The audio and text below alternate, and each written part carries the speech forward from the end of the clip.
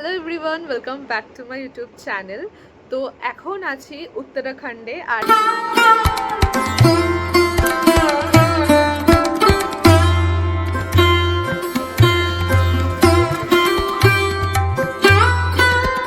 আমরা হরিদ্বার পৌঁছেছিলাম হাওড়া থেকে কুম্ভ এক্সপ্রেসে, যেটা কিনা হাওড়া থেকে টাইমিং ছিল দুপুর 1টায় এবং আমাদের পৌঁছে দিয়েছিল হরিদ্বার স্টেশনে প্রায় 3:45-4টের সময়। তো এখন যে হোটেলটা আছে সেই হোটেলটার রুম ট্যুর তোমাদের আমি দিয়ে দেবো। আর হোটেলটার নাম হচ্ছে হিমালয়া, মানে হোটেল হিমালয়া। এটা কিন্তু রেলওয়ে স্টেশন থেকে প্রায় 5 মিনিট টোটোতে লেগেছে, আর টোটো ভাড়া নিয়েছে 25 রুপিস। হরিদ্বারে আমরা এই হোটেলটাতে ছিলাম, আর এই হোটেলটার নাম হচ্ছে হোটেল হিমালয়া।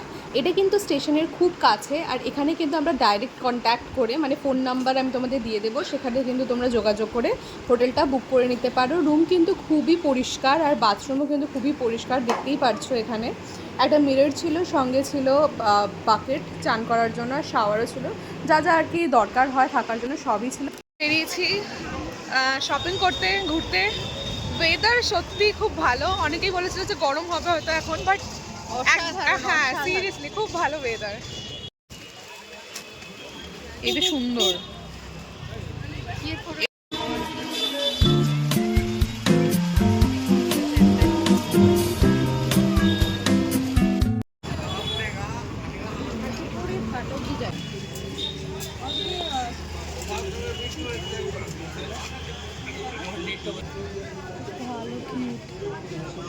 আমরা শপিং করছিলাম, মানে অ্যাকচুয়ালি আমরা হারকিপৌরি খুঁজছি, মানে হারকিপৌরি ঘাট যাবো ঘুরছি।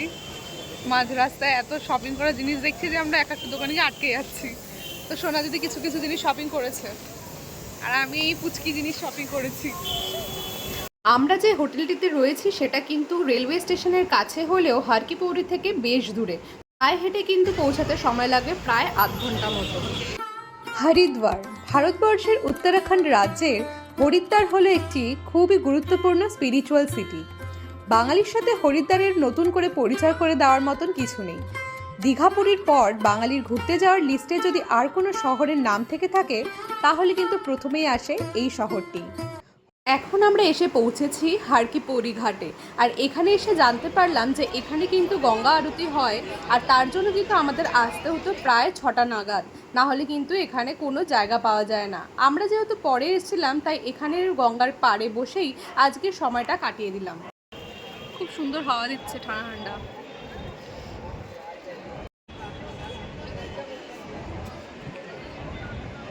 শুনলাম যে বিকেলবেলায় যে আরতিটা হয় সেটা হয় 6টা 45-এ, আর সকালবেলায়ও আরতি হয়। তো ইচ্ছা আছে কালকে আসার।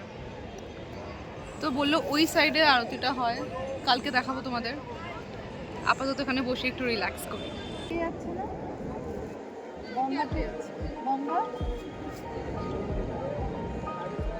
দেখো জলের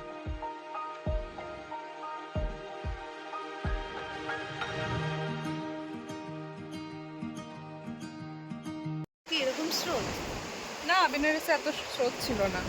মানে বেনারসে না গঙ্গাটা পুরো শান্ত, বেশ মানে ভোরবেলায় এরকম বোটিং করতে আলাদাই ওটার একটা ভাইব, আর এখানে আলাদাই ভাইব।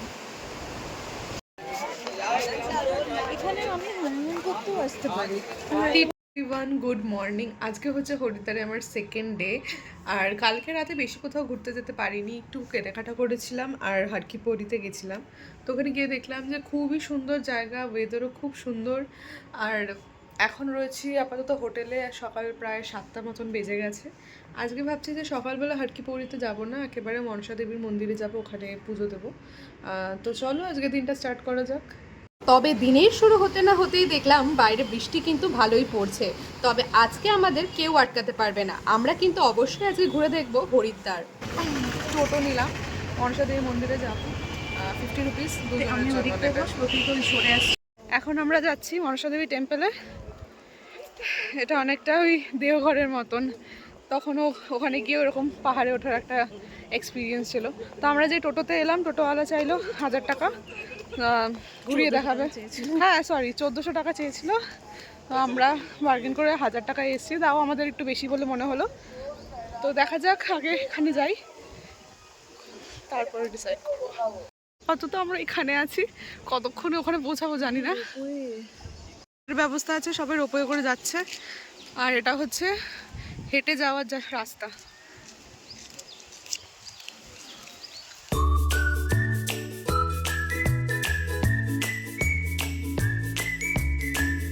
আমাদের ট্রেনে এনাদের সাথে দেখা হয়েছিল, আজকে আবার মনসাদেবীর টেম্পলে দেখা হয়ে গেছে। তো আমরা এখন ওপরে যাবো, ওনারা দেখে এলো। সুন্দর।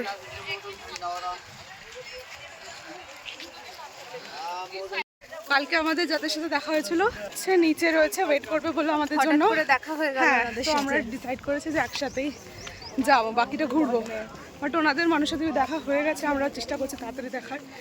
তারপরে রাস্তায় আবার দেখা হলো আমাদের মালদার একজন লোকের, যেখানে প্রসাদ বিক্রি করে, ওনার থেকে আমরা নিয়ে নিলাম প্রসাদ। আমরা প্রায় পৌঁছে গেছি মনসাদেবী মন্দির। আমাদের প্রায় আধ ঘন্টা থেকে 40 মিনিট মতন লেগেছে।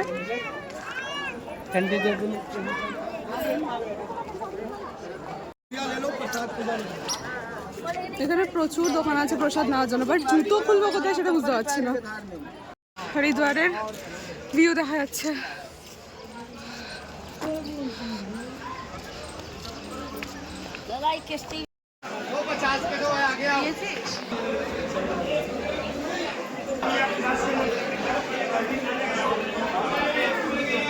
এন্ট্রেন্স ওদিকে।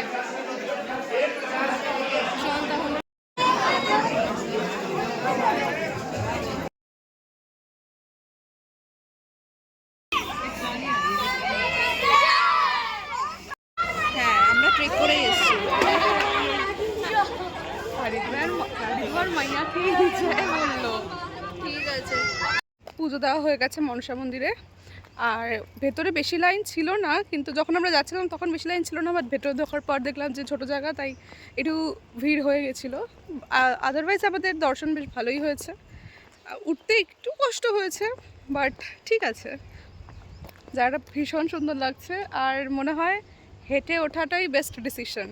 মনসা মন্দির ঘুরে দেখার পর আমরা 4 জন চলে গেছিলাম আজকে টোটোতে করে সারা দিন ঘুরবো বলে। তো আমরা যেহেতু ঠিক করেছিলাম যে 2 জন মিলে 1000 টাকা নেবে টোটো, বাট 4 জন গেলেও কিন্তু সে 1000 টাকাই নেবে।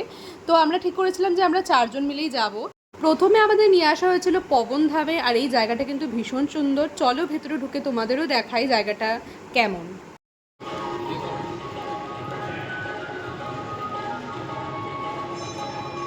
পবনধাম কিন্তু হরিদ্বারের এক অন্যতম আকর্ষণ। পবনধাম কিন্তু হরিদ্বারের এক অন্যতম আকর্ষণীয় স্থানগুলির মধ্যে একটি। আর এটি কিন্তু হরকিপৌড়ি ঘাট থেকে মাত্র 3 কিলোমিটার, আর হরিদ্বার রেলওয়ে স্টেশন থেকে মাত্র 5 কিলোমিটার দূরে অবস্থিত। এই মন্দিরটিতে কিন্তু সম্পূর্ণ কাচের কাজ রয়েছে, যেটি কিন্তু অপূর্ব দেখতে সুন্দর লাগছে। আর এখানে কিন্তু সমস্ত হিন্দু দেবদেবতার মূর্তি দিয়ে সাজানো হয়েছে গোটা মন্দিরটি। চলো তোমরাও ঘুরে দেখো।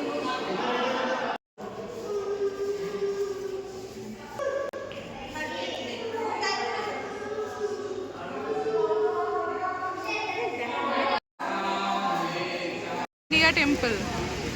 পবনধামের কিছুটা দূরত্বে অবস্থিত এই ইন্ডিয়া টেম্পল। পবনধামে কোনো রকম প্রবেশ মূল্য না থাকলেও এই ইন্ডিয়া টেম্পলে প্রবেশ করার জন্য কিন্তু প্রত্যেকের মাথা পিছু 5 টাকা, আর সঙ্গে যদি মোবাইল থাকে তাহলে 10 টাকা দিতে হবে। এখন আছি ইন্ডিয়া টেম্পলের ভেতরে। এখানে এন্ট্রি ফি নিয়েছে 5 টাকা করে, আর ভিডিও করলে 10 টাকা এক্সট্রা।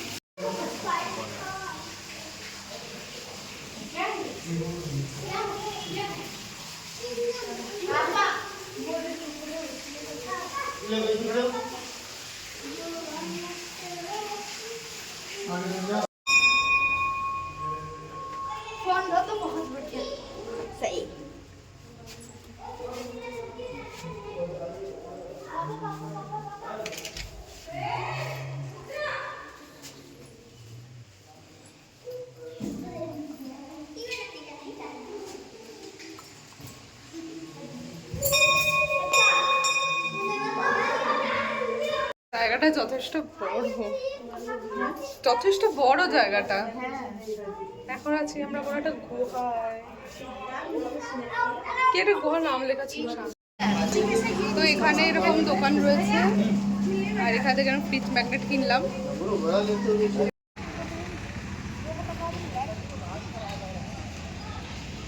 ভারত মাতা মন্দির। তো চলো, মনে হচ্ছে এখানে টিকিট বিকিট কাটতে লাগবে।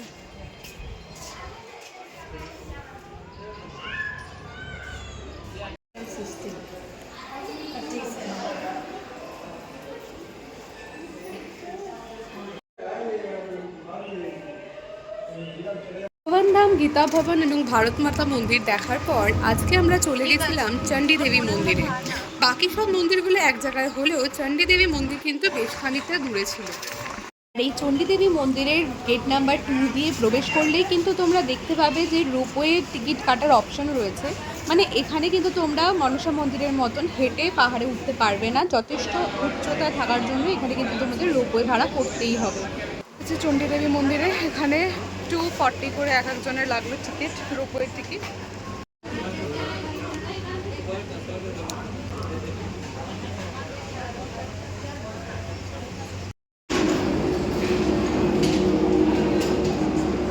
ভিডিওর মধ্যে পাই হেঁটেই যাচ্ছে।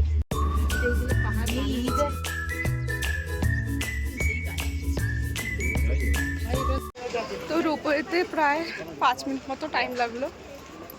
অনেকটা উঁচু, মনসা মন্দির থেকে অনেকটা উঁচু এটা। রোপওয়ে ছাড়া তো পসিবলই না।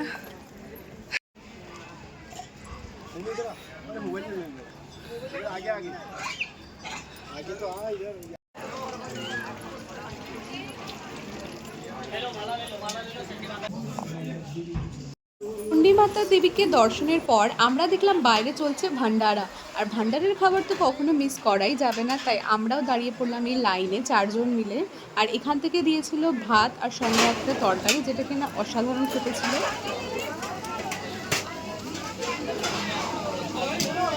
দর্শন আর দুপুরের খাবার এখান থেকে খাওয়ার পর আমরা আবার ফিরে এসেছিলাম রোপওয়ে করে। আর এখানে কিন্তু রোপওয়েতে সময় লাগে প্রায় 5 থেকে 10 মিনিট মতন।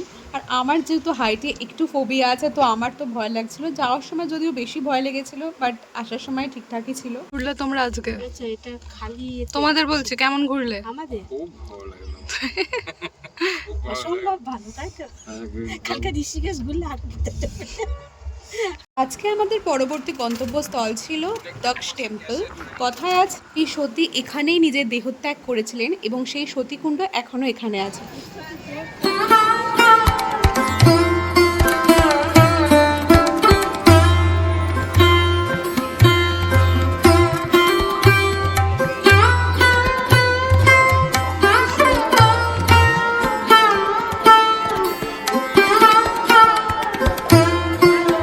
মন্দিরের ভেতরে একটা সুন্দর জায়গা হচ্ছে এইরকম।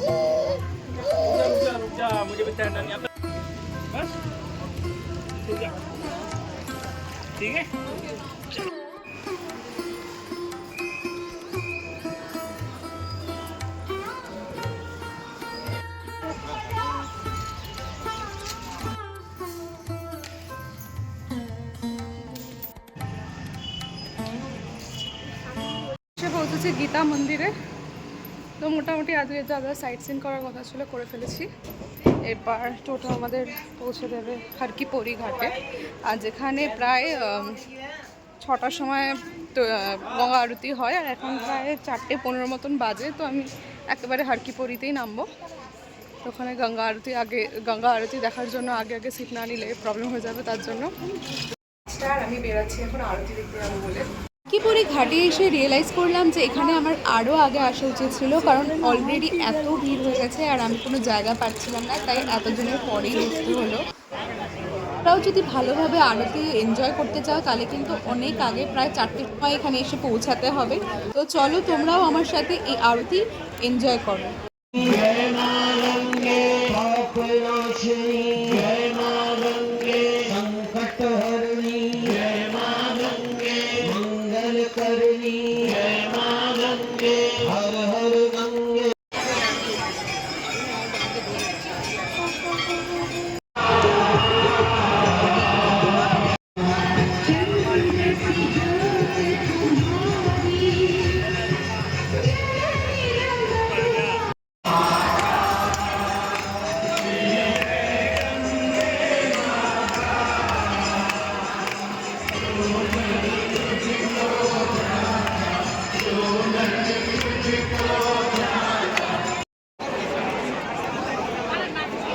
यात्री चलते रहे अपने सामान का विशेष रूप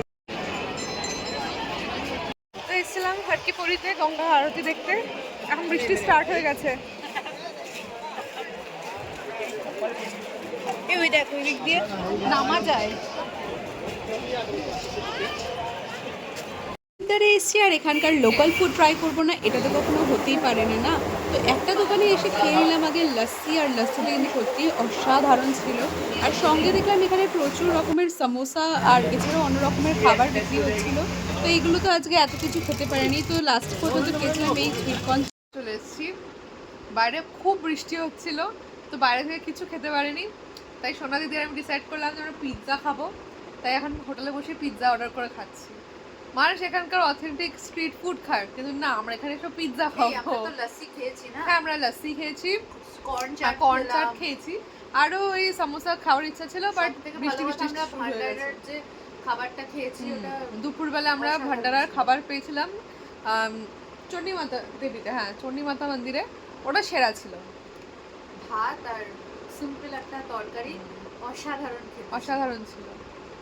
বাস চলো খাওয়ার এনজয় করি, বাই, কালকে দেখা হচ্ছে আবার।